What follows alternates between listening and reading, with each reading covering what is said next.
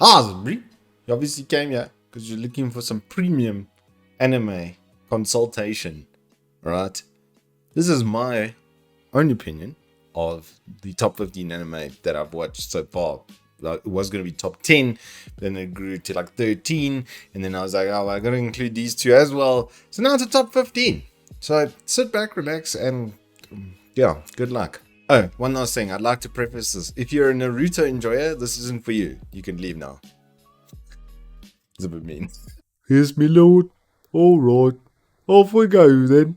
Number 15. Mob Psycho. So the first anime at number 15 is actually made by the exact same creators as the guys that make, well, my favorite anime. So I thought it'd be cool to sandwich them in the middle like that, but, well, between everything else. Mob Psycho 100, if you haven't seen it, is absolutely sick. It is a really, really good anime, especially season 1. I think season 1 pacing and heart building and character building was exceptionally good, and the mentor-mentee relationship between the two main characters is astronomically good. The arts and the visual style might not be for every palette, but the story is just so good, and I just generally love shonen anime because of the natural progression of the human spirit throughout that, overcoming your fears and difficulties in life to be a better person on the other end of it. And this does that in such a great way with some of the best comedy you'll probably ever see. Number 14. Claymore.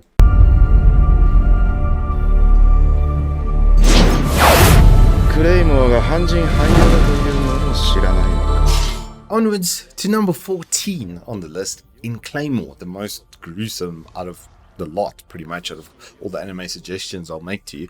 It is very, very gory, very hectic show. Definitely not for the faint of heart or the weak stomach.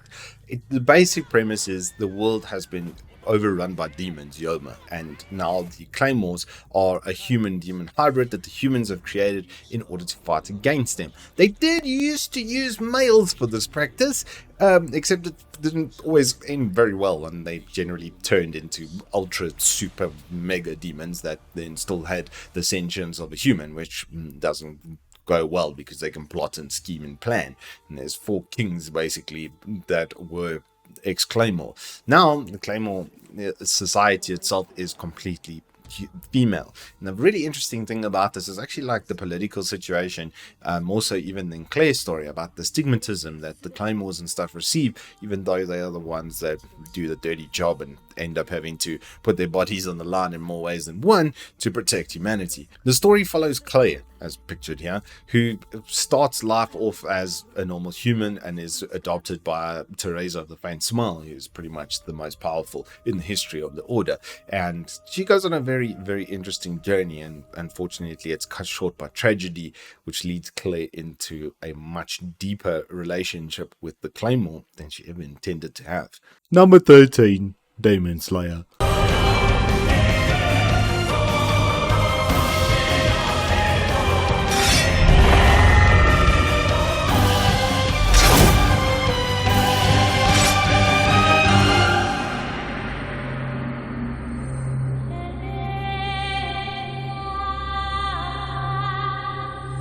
And number 13 is everybody's favorite new anime, Demon Slayer. The art style is very eye-catching. The storyline is also pretty good, and they've done something very unique with the main character. Instead of that main character having all the sort of quirks and faults of fear and being morally the best and sometimes being over-aggressive in battle, they actually split it into 3 different subcategories. And this story basically follows those 3 separate characters who all have that in extremes. The comedic timing and stuff is actually really good for a setting that's generally quite bleak, and the whole premise of it is basically our boy is trying to save his sister from becoming a demon or staying as a demon, and he's trying to avenge his family for some very ugly things that the demons have done to them. Beyond the art style and the action, there is actually quite a bit of good substance, and as you can see, some pretty decent comedy. Definitely worth a watch. Number 12. Attack on Titan.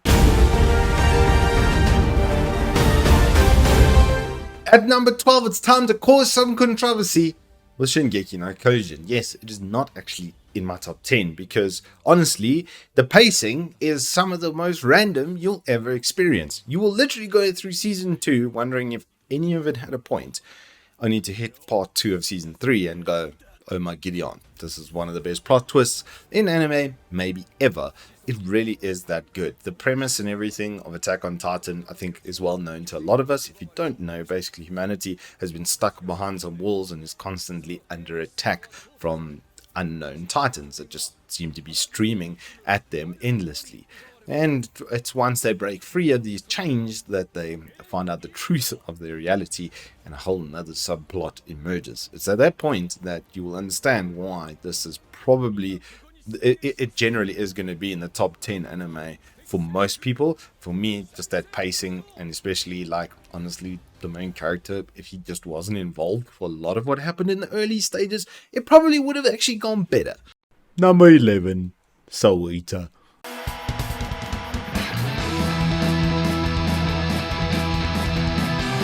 My 11th best pick is Soul Eater, which is made by the same guys that did Cowboy Bebop and Full Metal Alchemist Brotherhood. You might see some similarities in the animation as I'm kind of saying that. That was conveniently timed. Yeah, this is really, really cool. It's kind of similar format to Demon Slayer. One main character split into 3 separate protagonists that all have their own little quirks and idiosyncrasies. Blackstar, you're the man. Blackstar's like, if I did a character assessment, he'd probably be in my top 5 characters of all time because he's the original Giga Chad, the dude with the blue hair, like right there. He's just amazing. He's one of the best characters I think ever made in the history of anime, genuinely. And it kind of goes down the list like that. This also deals with psychology in a way that no other anime really does. It talks about madness and the oncoming madness and the understanding of, like, ignorance is bliss. It takes that and just expands on that idea to the nth degree. It's got some of the coolest and most well-written, well-rounded characters. It's also 51 episodes, so it's a pretty lengthy one-shot story anime as far as those go. But the storytelling, the pacing, the action, the visuals, they're all top A+. Ready to work. Me busy. Leave me alone. What? Work. Me happy too. Number 10. Ghost in the Shell. And finally we reach the top 10, and the 10th spot goes to the only set of movies on this list, mostly because of the first one. Look, the second one was also pretty sick, but Ghost in the Shell is arguably the best anime movie ever made. It's one of those quintessential things you just have to watch. It's the foundation for The Matrix. It's what the Wachowski brothers based their story of Neo off of initially, because unlike pretty much any other anime, really, this one deals with the soul and existence and proof of existence and what is existence. It asks a lot of very philosophical questions and does it in a near future setting. It also was one of the first anime that introduced us to the hyper-realistic style, where you get bullet casings and splashes and things that look way too similar to real life. The art style really was bumped up a notch, especially for 1995. The film still holds up exceptionally well, and if you've only seen the Western movie adaptation, it doesn't do any justice to the original storyline. Plus, honestly, the visuals in this are a little bit better. They're equal gripes with their own reality, and then the subject reality of the virtual world, and seeing how people have been erased and how their minds and stuff have been altered by augmentation and the dangers that could present in our very near future. I think this film has never had relevance quite the way it does right now. Zag, number 9. One Piece.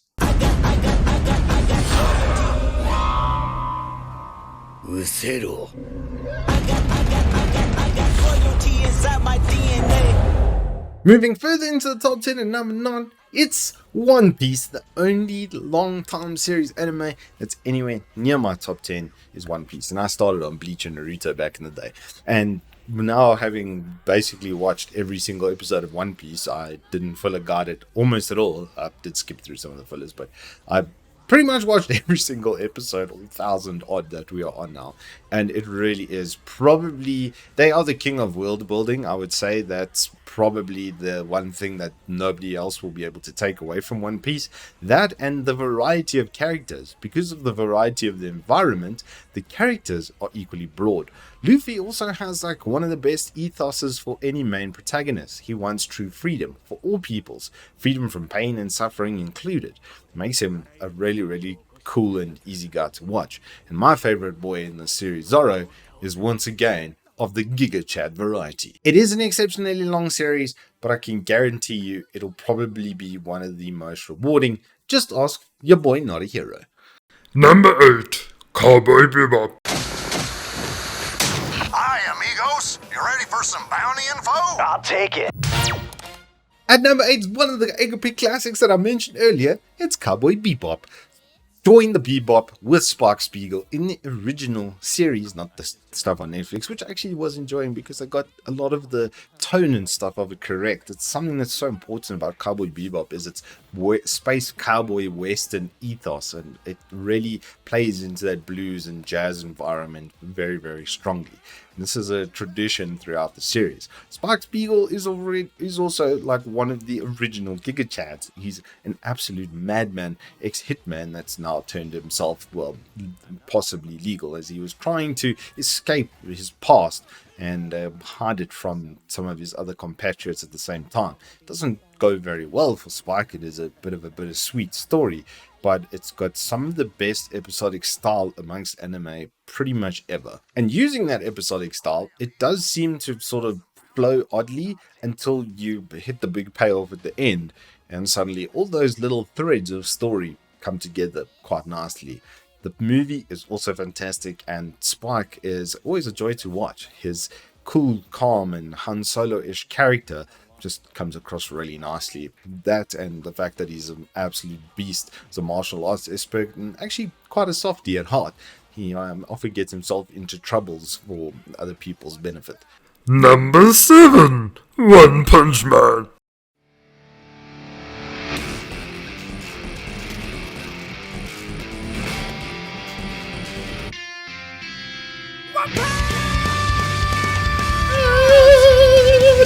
Oh yes, at number 7, it's your boy Saitama, Season 1. Probably some of the funniest and best anime ever. And my boy Jeff and I were talking about it for 3 months after the fact. 3 months. We were still making faces at each other that came from this show because it is just that good. The psychology of it as well is so interesting. It's what if you are the strongest ever and nobody ever really poses a challenge, and that's Saitama's problem. He set out to become a hero, and now just everything is defeated in literally one punch. And you think, oh well, that's a terribly simple plot device. Just watch season 1 and you'll see how wrong you are. Season 2, on the other hand, things went a little bit pear-shaped. They changed animation studios, which just made it look horrific. There was actually some pretty cool scenes and plot and stuff actually in season 2 where they did some character building of some of the other side characters. I think they did dedicate a little bit too much time of the season to doing that. I think the 3 of the 12 should have been completely Saitama focused, seeing as he was basically the subject of 80% of the first season. That did seem like a little bit of a random switch up in the storytelling and pace. The action scenes were also way less punctuated than they were before, whereas we basically had Saitama beating a new opponent pretty much every single episode. Now it was like one every 3 or 4, so it did slow down considerably. Some of the other stuff was pretty cool, but definitely season 1, absolute perler, mate. Number 6. Full Metal Alchemist. Roy! Hey, you're still in Central? So, how are the Elrics doing? You keeping those boys out of trouble? I'm their commanding officer, not their father. Rounding out the top half, it has to be the quintessential 52 episode anime thriller of Fullmetal Alchemist Brotherhood. This anime is everything a good anime should be. It has fantastic main protagonists. It has absolute tragedy that befalls them. They set out to do something they know that they shouldn't, and they pay the consequences for it. And the rest of the journey is them trying to, well, fix the mistake that they're making right in front of you right now. They practice taboo, and unfortunately Alphonse loses his entire body and Edward his leg and arm, and they set out across the land trying to restore Alphonse's body. This was in response to them losing their mother, and their seemingly absentee father just ran off. And really, the main character isn't even who you think it is until you get to the end. The plot line structure, the world building, the storytelling, the character mix is fantastic. The original Fullmetal Alchemist started off with that storyline and then just decided to go its own way somewhere midway through, and it just didn't really meet the punch. The normal Fullmetal Alchemist has some of the best visuals, storytelling, artwork, character building, world building you will find in the 52 series anime. It's in a lot of people's top 3 for a reason. I put it at number 6 because, well, you're going to see the top half.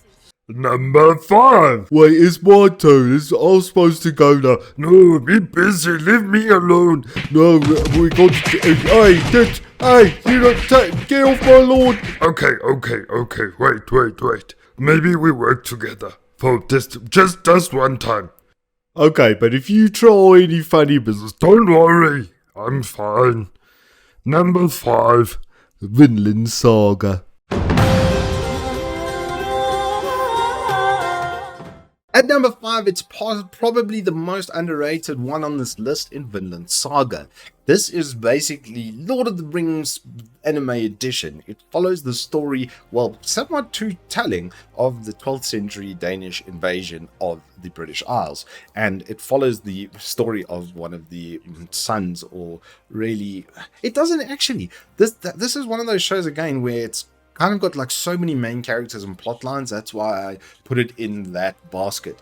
The action and choreography and stuff is shot super well. They do a really good job of making the sort of superhuman people feel superhuman by showing everybody else as just a normal regular person, and then showing the sort of superhuman feats that some of these characters are able to pull off. Torkal will probably be a fond favorite of yours as the series goes out. It's got humor, it's got drama, it's got comedy, it's got everything you want. It is just a very dark show for a lot of its path, and a lot of the people's psychologies and histories really show you the sort of triumph in the human spirit. This is, like I say, one of the most underrated anime probably on this list, because it came out at the exact same time as Demon Slayer, which we know just rode a hype train into everybody's top 10. Number 4. Hunter x Hunter. Are you At number 5, it's the only series that really needs to carry on being made. It's Hunter x Hunter. This is one of the best shonen pretty much ever made. It's got so you can see so much was taken from it, as the first one came out in the 70s or 80s. So many power scaling systems were based on Hunter x Hunter and how it executed it. Gon is one of the best main characters ever. He's a really nice kid. You just can't help but like him. He's a happy-go-lucky kind of guy who just wants to follow in his father's footsteps. And his best friend, Killua, is the exact opposite. He's basically a completely tortured soul, and he's brutalized by his family, who are a bunch of professional assassins. And it's this wonderful story of these two sort of normalizing each other, Gon becoming a little bit harder because of Killua, and realizing that not everybody is due mercy, and Killua seeing the good and the light in Gon, that sometimes you can treat people nicely.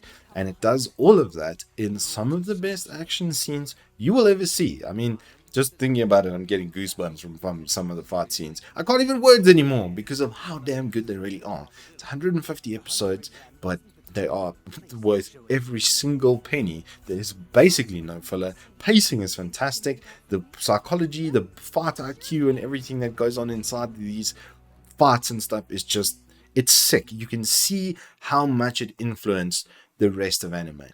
Number 3. Jujutsu Kaisen.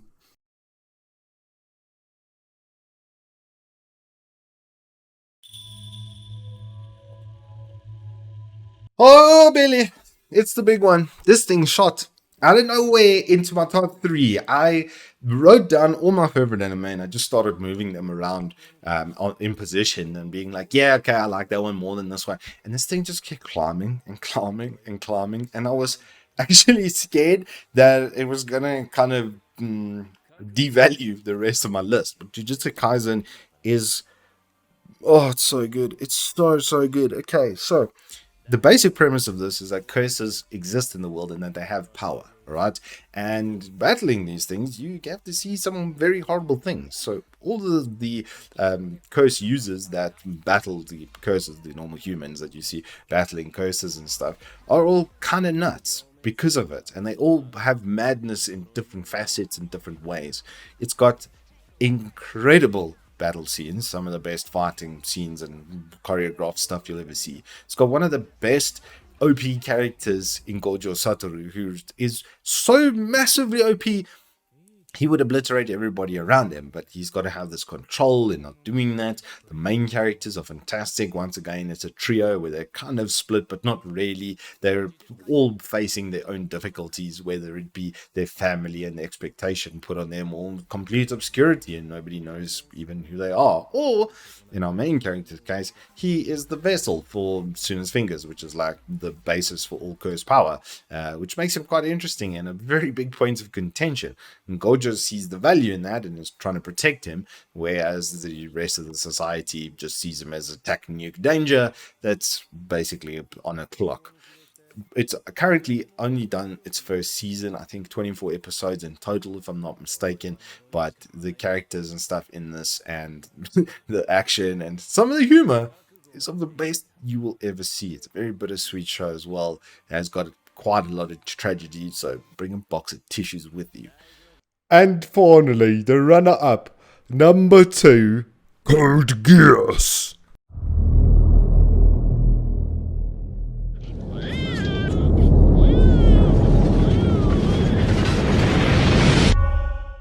The second best anime on my list is none other than Code Geass. I actually had rewatched this about 6 months ago, and my word, the feels and stuff, even when you know it's going to happen, it just hits you that hard. This basically, yes, it's a mecha and it's got a bit of a strange animation style and people look like weird pencils with like dollops for heads, but beyond that, the storytelling and the characters and stuff are incredible. And basically the premise of the story is it's a three-way chess match between three massive intellects that are all vying for the same thing in different ways, or at least they appear to be, because the end for this is one of the most intense that I've ever experienced, and I almost want to cry just thinking about it now. This is a story about self-sacrifice and about using wisdom over intellect even at sometimes, and sometimes just accepting things are what they are and dealing with them anyway. Oh yeah, we need to announce the last one. But that means that we have to go then. I know. But it's fine. It's a really good one. You can do it. I believe in you. Number 1, Tengen Toppa Gurren Lagann.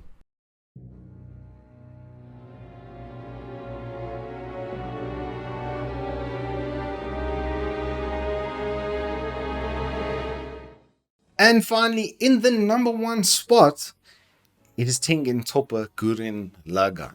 For those of you who know Kamina, you know the best Giga Chad in the history of anime. He is, okay, now probably second, I don't know, there's like three homies at the top, then they're basically all kind of the same in ethos. They will do whatever it takes to protect those around them, and Kamina is no different, and he takes our young lead protagonist Shimon underneath his wing, and it's once again a tumultuous ride for the young man. It does come across in a 2-part story. The first, I would say, is the better part of it. The visuals and stuff are super over the top, pretty much everything in the anime is, but the character of Kamina really left a huge impression on me as a young person, and I watched this shortly after high school, towards the end of high school, and it's just really, really good stuff. Like, I think that some of the other shows and stuff might have better writing and etc. than Gurren Lagann, but none of them really do the Giga Chad quite the way that Kamina does the Giga Chad. And then Shimon eventually becomes the next phase of the Giga Chad as well. The sorrow and the feels and stuff in this are some of the hardest I've ever had to deal with. And the plot line is very like Star Wars-esque, with the sort of rise, fall, and re-rise of the resistance. It is a mecha, which I understand is not for everybody, but if you can get past that and maybe some of the slightly overdone visuals, then you will be in store for one of the best stories ever put onto paper. And that, ladies and gentlemen, is my top 15 anime in a nutshell. I've tried not to give away too many plots or specific things. I haven't mentioned specific characters on purpose, because those of us who want to experience this stuff for the first time are just looking for cool anime to watch. Trust, these are the best basically shown in anime. I understand that my gaze is quite narrow and I don't really go into things outside of that realm, but it is what it is. I mean, that's what you get. This is my personal top 15 anime of all time. Thank you all so much for watching. If you've enjoyed it, hit us up with a like and subscribe, and I'll see you on the flip side.